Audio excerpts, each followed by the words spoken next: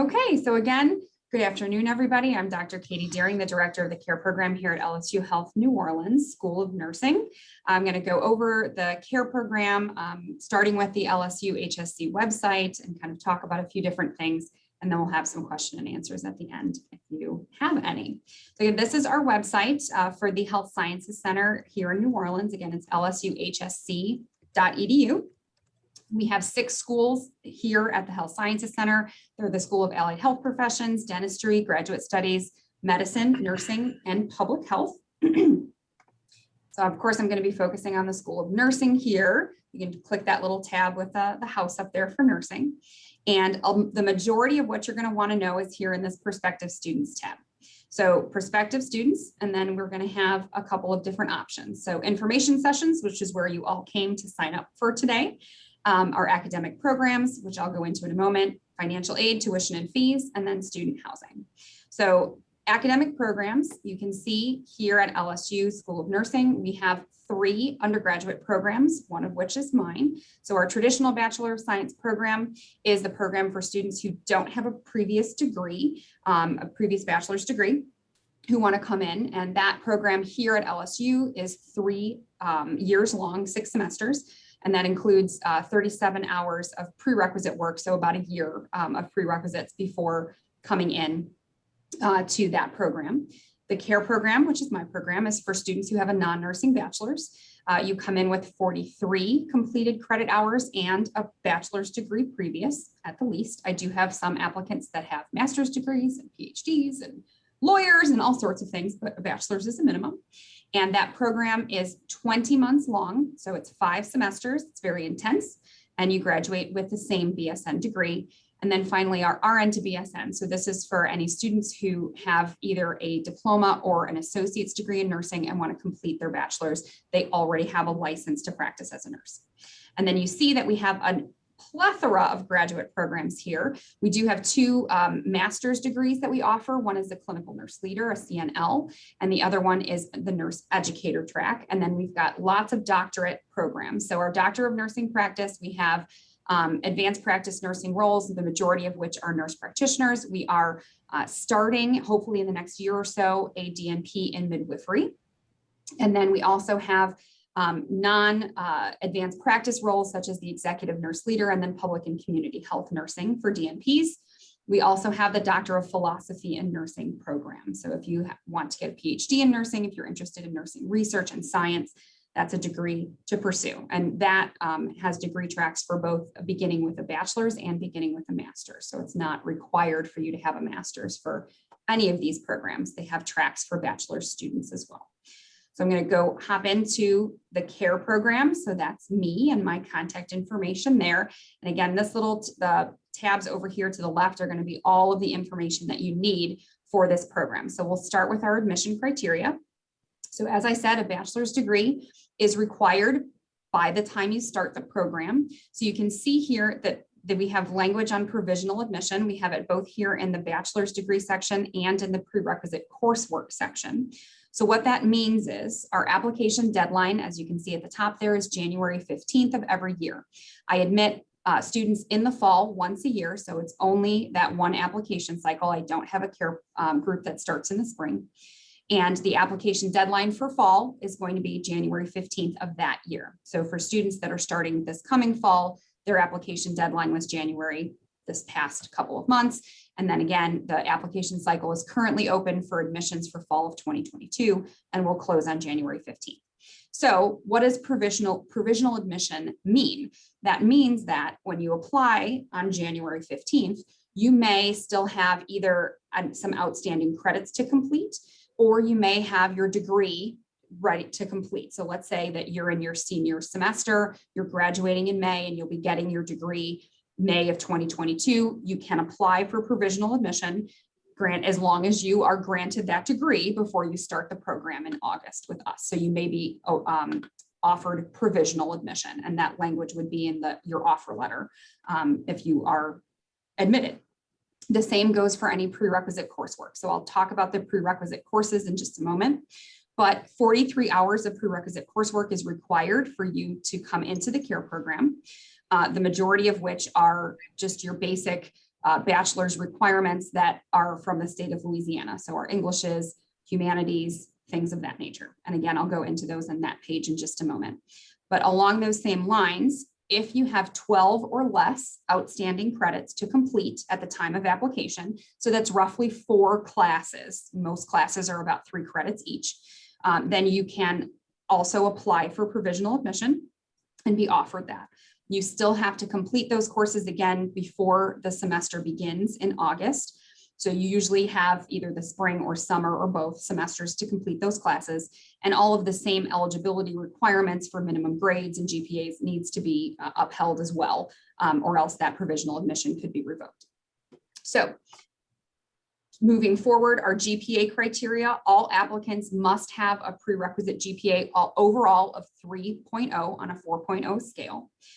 For our minimum grades for courses that we will give credit for all of our non-science prerequisite courses, you must have a C or better. For any of the science courses, there's 4 of them, you must have a B or better in those courses. And those courses must be intended for science majors. So that's something that you can usually see in the catalog of whatever university or community college you're looking at for courses. You want to make sure that it's a course, biology, chemistry, physics, et cetera, that is intended for science majors. So our written statement is another thing that you're going to be doing. It's essentially an essay. Right now, because of COVID, we have those essays are being proctored remotely, but we in the past, and we're hoping to get back to campus in the future. The written statement and then also the interview are both done in about March. It's between February and March. So right after that application deadline closes, and we send those out. So that's another part to our number 6 there. Endorsements. So this is an important part of your application. You're going to be asked for 2 endorsements, one of which is professional. So think somebody that you're working with, a supervisor, could be a colleague as well. That's fine. The second one, the more important one, is an academic endorsement. You want to make sure that your second endorsement is someone who supervised you in a teacher-student role at the college level. I've had questions in the past. Does it have to be somebody that supervised me for one of my prerequisites? No. If you have a women and gender studies professor that you absolutely loved, they can be your endorsement. That's totally fine. It just should be somebody who supervised you as a student, as a teacher at the college level. And these are all things that factor into our rubric for ranking you for admission. So that's if you don't follow those directions, you may get dinged a little bit on the points for that percentage part. And again, we've got that written statement and then the interview. For number 7 here, if you were ever admitted and enrolled into, so not so much admitted, but actually enrolled in another school's nursing program, we would need to have a letter from that program that you are a student in good standing. So what does that mean? If you were at, Southeastern and you started in the nursing program and you completed 2 or 3 years of work and decided, no, nursing's not for me, I want to go into public health, that's fine. You can get a letter from Southeastern saying the student was a student in good standing. And that's something we need. So why would we need that? If we have somebody who was not in good standing, meaning that they were unsuccessful in courses and met the criteria to be removed from a program, that would exclude you from being able to apply and qualify for our program, if that makes sense. Okay, so if we look into our prerequisites here, so you can either click on the prerequisites right here, or you can go to the curriculum tab that's right here. Either one takes you to the same place.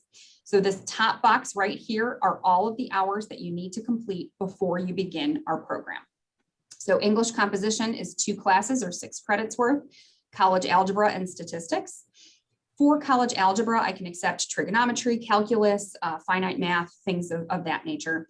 Statistics, it could be statistics for social sciences, for psychology, business statistics. There's a lot of different courses that may apply when you're looking at stats. So that's something that I can do on an individual basis, looking at your transcripts, and I can let you know what would qualify for that.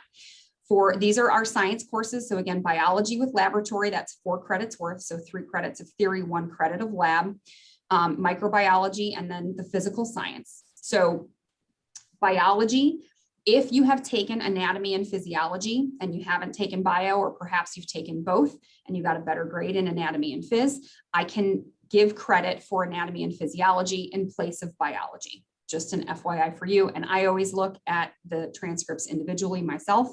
So I will give you the highest GPA overall that is available to you based on your transcripts. So you don't have to worry too much about that. For physical sciences, I highly recommend that you take chemistry. It is not required for you to take chemistry. You can take some of the other physical science examples down here. Again, chemistry, geology, physics, astronomy, meteorology, but we are a science that deals a lot with chemistry in nursing, with pharmacology and how the body works and all of those things. So chemistry is going to do you well and serve you well coming into our program so that you're successful in our science courses. But again, for the CARE applicants, it is not required that it be chemistry, but keep in mind that we want those courses to all be intended for science majors. So moving down, our sociology. Sociology should be a general sociology, an intro to sociology. Sometimes I see applicants who have things that are very, very specific, like gender specific or sex and society. Those aren't broad enough for sociology. It needs to be more of an intro to sociology course. The same goes for psychology. Again, intro to psych is pretty standard if anybody's taking a bunch of psych classes. So that's one for that. And then developmental psychology. So I've got a lot of questions about this. Developmental psych is a new requirement that began in the fall of 2019. The former requirement used to be abnormal psychology. So that's no longer a requirement here. So developmental psych focuses on psychological development from birth to death. So if you've taken, child psychology or adolescent psychology, they don't apply for this. Again, unless you have a psych major and you've taken a whole bunch of different courses like aging and adult psychology, and that I can combine all of those to say, yes, you understand developmental psych. But that one is pretty specific to the development of psychology across the lifespan. So some courses may be called lifespan development psychology or like lifespan psychology. Again, you can just email me and let me know what courses you're considering, and I can help you to determine if that's something that would qualify for developmental psych. For fine arts, those are anything. And again, you have examples down here at the bottom: music, visual arts, applied arts, theater, dance, acting, those kind of things. And these are requirements for the state of Louisiana, as well as the humanities. The humanities is 9 credit hours, 3 courses. Those examples are literature, foreign language, history, communications, philosophy, classical studies, religious studies, things of that nature. So little note at the bottom here about either so the note at the bottom there is for the LA Board of Regents. And like I said, these requirements are the same. If I know some of you may be from out of state, but these are the requirements for a Louisiana graduate with a bachelor's degree. Some states have different requirements. A lot of liberal arts schools have some very unique course codes and names to some of their courses. So again, the best way to determine what would qualify for you is to just have me do a transcript review. And I'm happy to do that anytime. You can send me your unofficial transcripts in email, and I can return that to you. For a note for AP courses, if you took those in high school and or receiving test credit, like say the score that you got on your ACT or SAT, and you have on a college transcript that you were awarded test credit or AP credit, I will award those for you, and it's up to 9 credits each. So that's a total of 18 credits total that could be given to you from either AP or test credit, but it's only 9 of each, if that makes sense. So I can't give you 12 credits of AP. I can only give you 9. And if you have some test credits otherwise. So usually I've got students that come in with some test credits for things like English, math, some of the humanities like history or a foreign language. Less often I might see like a psychology or a statistics if they took one of those as an AP course. If you Google LSU AP credit, you can find a PDF that's actually from LSU Baton Rouge, which is what we follow, and the minimum scores that you would need to have achieved on those AP exams and how much credit you would be awarded for those scores. So you can look that up if you have any of that credit.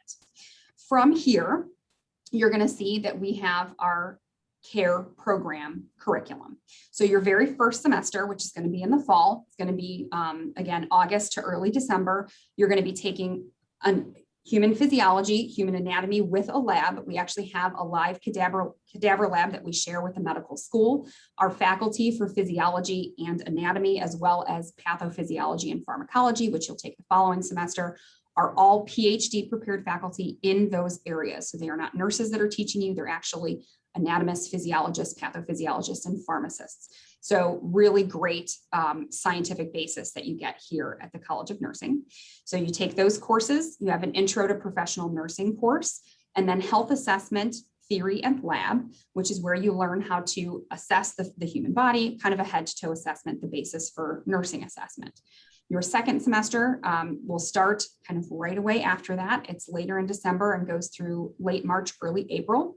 And that's our second semester courses, the Foundations of Nursing. So this will be your first venture into the hospital. You can see that Foundations has a theory course, a lab component, and then that includes simulation. And then we also have the practicum. So that's our clinical experience in the hospital, where you'll actually be going and learning the basic skills of nursing and patient care and putting those health assessment skills to practice. And you'll also be taking pathophysiology and pharmacology at the same time. Then you move into our more specific nursing courses. So that third block usually begins in the late spring and goes through summer. You're going to be taking adult health. So adult health is building on foundations, where you're going to be learning more about pathophysiology and putting those things into practice. That course also has a theory, a practicum, and a simulation and lab. Then you'll be taking mental health, research and nursing, which is a non-clinical course. And then either child health nursing theory and practicum or women's health. Each year we flip-flop which courses are offered in the summer and which are offered in the fall for those two courses. So child health, again, is pediatrics. Women's health is going to be your labor and delivery and postpartum care for the most part for women. And that's where I taught pediatrics and women's health. That's my jam, so to speak, in my past life. So after that, we kind of move into what we call our senior level courses. So we're going to be moving, genetics is a course that is, again, a non-clinical course talking about genetics, again, from birth to death. And then we move into critical care. Critical care is also a 3-course component that has theory, practicum, and simulation and lab. And then populations or community focus. So looking at nursing care of the community at the population level, public health, and things of that nature, along with the practicum. And then your very final semester is going to be a more traditional semester. And that is perspectives in professional nursing. So that is kind of a leadership course where you focus on professional development, applying the leadership skills that you have in nursing, and gerontology, which is our care of the older adult. And then finally, that the biggest component there is our nursing management and healthcare systems. So this is your final practicum experience that prepares you to be done and graduate. It's lots of hours, 190 hours altogether that you're going to be spending in the hospital. Part of that time is specific to medical surgical nursing, so your more typical adult nursing. And then the other portion is a specialty. So if you have interest, say you want to be a pediatric nurse, or you want to be a labor and delivery nurse, or you want to work in the ER, we do our best to match you with a preceptor in the hospitals that are in our area, and you follow that preceptor for a number of hours. So that particular clinical is pretty intensive because you actually follow a working nurse's schedule. You could be doing nights, you could be doing weekends, outside of the couple of days that you have theory for your classes. So that is really getting you ready to be done and graduate from our program. So that is the end of our program there. I'm going to go back up here to our little sidebar. So our admission criteria, we kind of talked about already. Application information. So we use an application called Nursing CAS. It's a website that's separate, and that's how we house all of our applications. So you can go there anytime, and create, register and create an account, and you can look in and find our school that's there. And the directions are right here, and it can kind of help you. They have a really nice help desk if you have any issues. You're going to fill out the application, pay your fee, and then you will be sending your transcripts to Nursing CAS. So a little word of caution, I wouldn't be super last minute on that. Sometimes it takes time for those transcript companies to get your transcripts out. Hopefully they send them electronically. Some schools are still sending paper in the mail. So if you're looking to apply, make sure that you're sending those transcripts in before January. We do have a grace period after that application deadline closes on January 15th, where we allow for lagging transcripts to come. So it's not the end of the world, but you want to try to be on top of that and get your transcripts in so that we can evaluate them. So, and that is all housed in Nursing CAS there. As a note, if anyone has graduated from a school that is not in the United States, we would need to have your transcripts, your foreign transcripts, evaluated by one of these companies. These are the two that we recommend. There is a cost associated with that, just an FYI. And what they do is they translate the courses that were taken at that foreign university or non-US university, and they would give us a course equivalent in the United States. So that's something I would need to award credit for anyone who has transcripts from an outside university from the United States. Along those same lines, if you have not been awarded a degree from a US institution, we would need you to take the test of English as a foreign language, and the minimum score requirements are down here in number 4 if you need to get that completed. There's also information on the endorsement forms that we already talked about, and then that application fee is down there. So an interview and written statement, which we talked about before. For the application fee, this is an FYI for you guys. Sometimes we hit a snafu when application time comes. Nursing CAS has a fee for you to open and submit an application, but then the School of Nursing has a fee that's separate. So if you paid Nursing CAS, that's great, but you also have an application fee that you need to pay to LSU. So if you don't submit that fee and you don't submit it in time, we would send reminders, we send emails, we need you to submit the supplemental fee, et cetera, for your application. But if you don't submit that fee after the application deadline within that time period, then we would deem you as ineligible for your application. We wouldn't move forward with your application. It's just an FYI for all of you. So we talked about our curriculum, and we can talk a little bit about certification and licensure information. So all of this kind of goes with what we have for the entire school. So there's lots of different licenses you can apply for.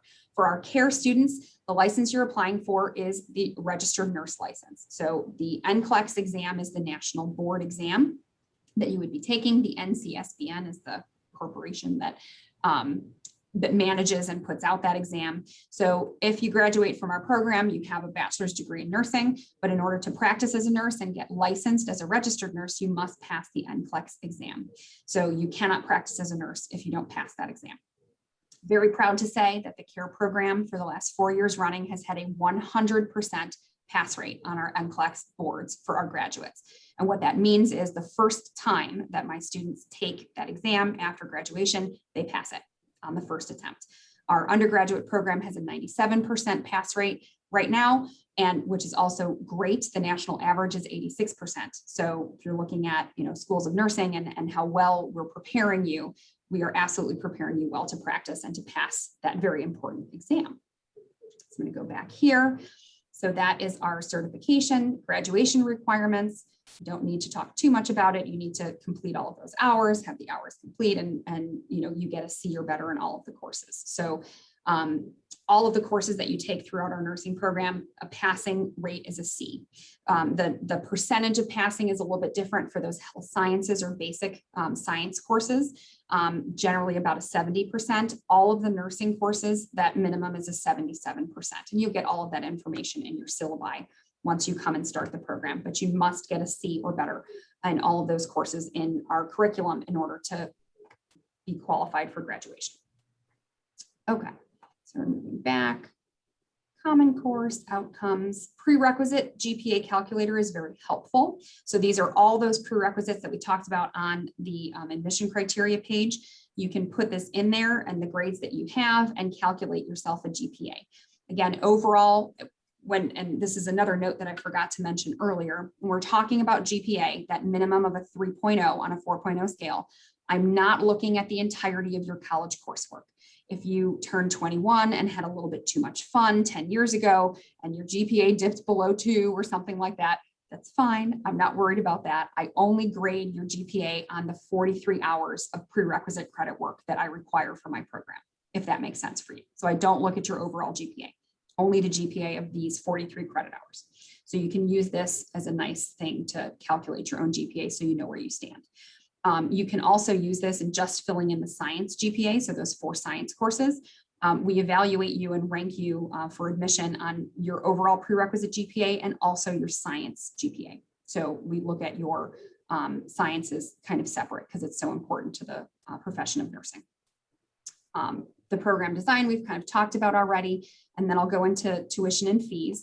I'm going to go back for just a second, and if you look here, transfer credit. This is a very helpful, we've just kind of started to get this off the ground, but some very local universities that are around here, some common universities that students come in with transcripts with.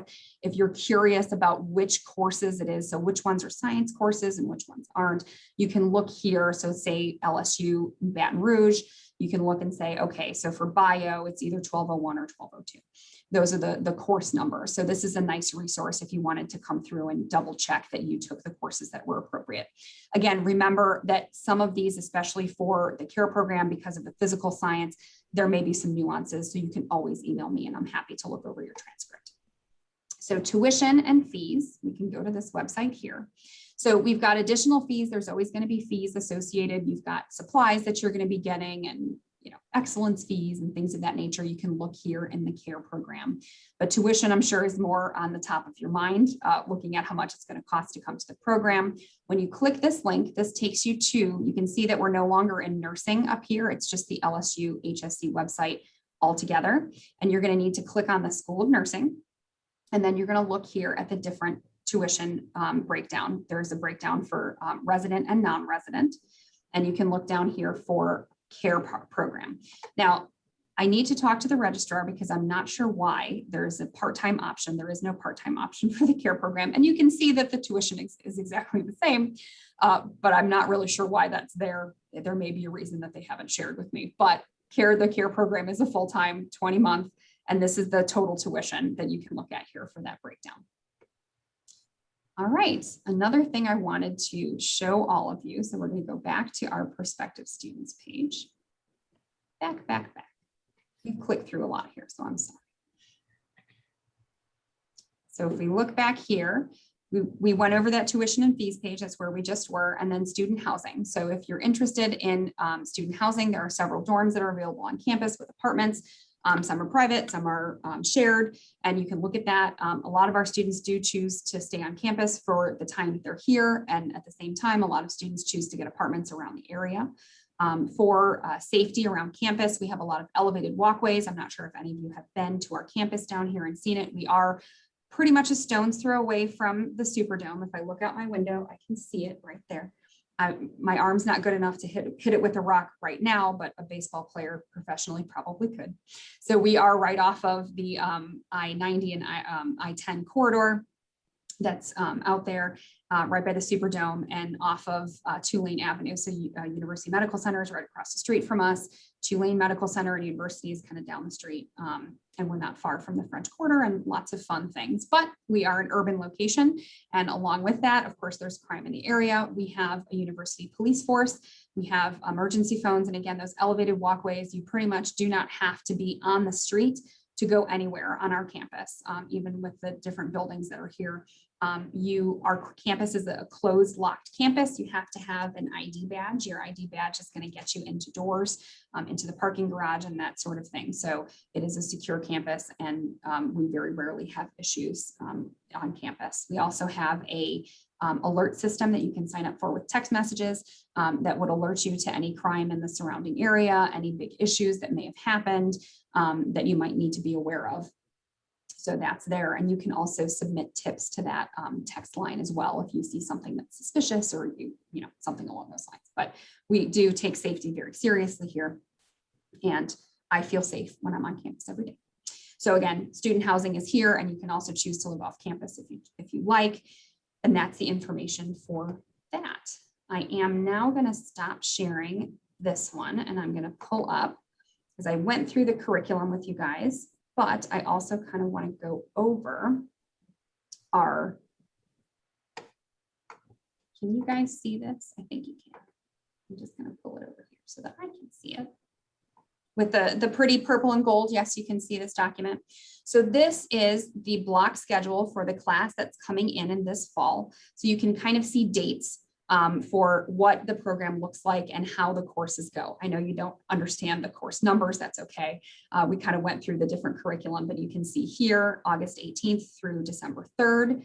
You do have a little bit of a break for Christmas. I make sure I get those in there. With the CARE program, there's not many breaks because it is 20 months, but I did my best in this realignment for this new class to make sure that there's at least several weeks of break that you guys get so that you're not going 100 miles an hour for 20 months straight, but it is an intense program.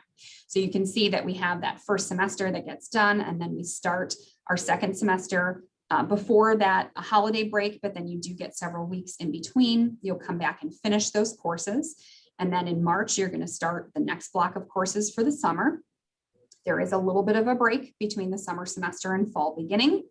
And then we're going to do kind of the same thing. The fall is from August through December again. You're going to have a break for Thanksgiving this year. You're not going to be going to class on Thanksgiving the first year, but I actually give you a week because it's in between two classes, at the ending of one class and starting another. So you have a week for Thanksgiving. So you'll be starting critical care. And that early December, you will also get that same break over the Christmas holiday, come back and finish critical care, and then move into that final semester with management, perspectives, and gerontology, as you're going to be leaving us. And then graduation will be around May 12th of 2023 for this cohort that's coming in. So if you are all interested in coming in the cohort that will start in the fall of 2022, you would be graduating in May of 2024. All right, that is the entirety of my care program here. I'm going to stop the share and I'm going to end that recording.